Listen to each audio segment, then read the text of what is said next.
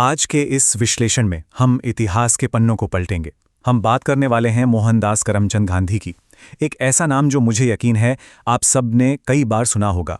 लेकिन आज हम सिर्फ तथ्यों और ऐतिहासिक दस्तावेजों के आधार पर बिल्कुल निष्पक्ष तरीके से उनके जीवन और उनकी हत्या से जुड़ी घटनाओं को देखेंगे।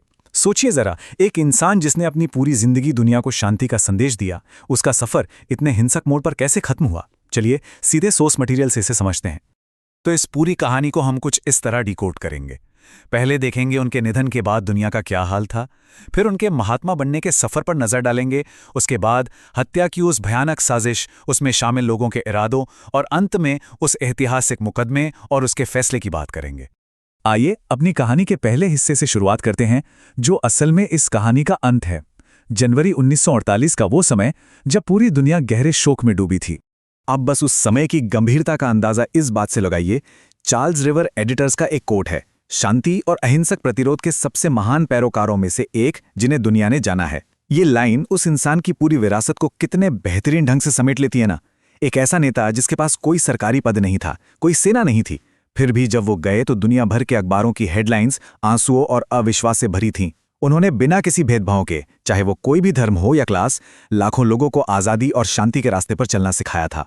अब उनके जाने का दुनिया पर इतना गहरा असर क्यों पड़ा, इसे सही मायनों में समझने के लिए हमें थोड़ा पीछे जाना होगा। हमें उस महान विरासत के पीछे के इंसान को समझना होगा। आखिर वो कौन सी चीजें थीं जिन्होंने एक आम से इंसान मोहनदास को महात्मा बना दिया?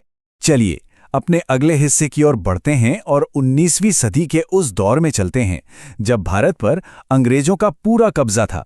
यहीं से शुरू होती है उनकी जीवन की असल कहानी। 1869 में पोरबंदर की एक बनिया जाति में उनका जन्म हुआ। हमारी सोर्स सामग्री के मुताबिक उनके बचपन में कुछ बहुत ही अहम पड़ाव आए, जैसे 7 साल की उम्र में वो अपने पिता के साथ राजकोट आ गए और महज 13 साल की उम्र में उनका एक अरेंज्ड बाल विवाह कस्तूरबा के साथ कर दिया गया। ये काफ़ी जटिल परिस्थिति थी। दिलचस्प बात यह है कि बचपन में गांधी जी बहुत शर्मीले थे और पढ़ाई में बस एक एवरेज स्टूडेंट ही थे, जिन्हें किताबें पढ़ना कुछ खास पसंद नहीं था। अब इस तस्वीर को देखिए। यहाँ एक बहुत ही जबरदस्त ऐतिहासिक कॉन्ट्रास्ट देखने को मिलता है। एक तरफ उनके पिता करमचंद गांधी हैं, जो पॉलिटिकली काफ़ी एक्टिव थे और राज्य के एक वफादार दीवान थे, और दूसरी तरफ उनकी माँ पुतलीबाई, जो कि बहुत ज़्यादा धार्मिक थी। वो अपनी रोज़मर्रा की प्रार्थनाएं और कड़े उपवास कभी नहीं छोड़ती थीं। तो इसका नतीजा क्या हुआ? घर के इस अलग अलग विचारों वाले और खासकर धार्मिक माहौल ने युवा मोहनदास के अंदर एक बहुत मजबूत नींव रखी। जैन धर्म और अलग अलग आस्थाओं के प्रभाव ने और उनकी मां की गहरी आस्था ने उन्हें आत्मानुशासन, सत्य और अहिंसा का पाठ पढ़ाया। यही नहीं, बचपन में श्रवण और हरिश्चंद्र जैसे नाटकों ने भी उनके दिमाग पर एक ऐसी छाप छोड़ी कि उन्होंने सत्य और प्रेम को अपनी जिंदगी का सबसे बड़ा उसूल बना लिया। अब हम आते हैं उस मोड़ पर जिसने इतिहास की धारा बदल दी, हत्या की साजिश। दशकों बाद अहिंसा की ये जो जिंदगी भर की तपस्या थी, वो एक आज़ाद लेकिन बेहद अशांत भारत के राजनीतिक माहौल से टकराने वाली थी। बात है 1947 की। आज़ादी तो मिल गई थी, लेकिन साथ ही विभाजन का एक बहुत गहरा जख्म भी मिला था।